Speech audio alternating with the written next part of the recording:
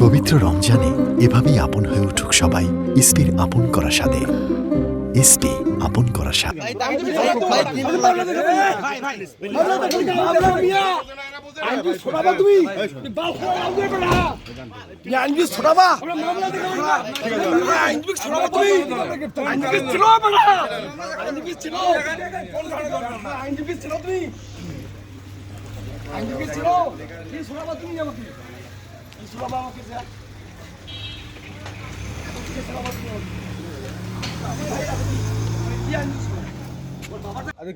জামিনে মুক্তি লাভ করেন।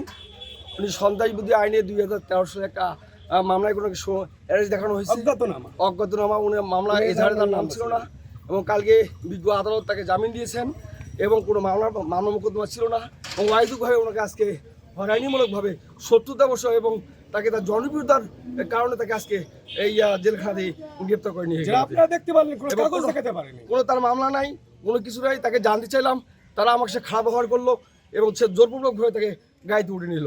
তার কোনো মামলা নেই।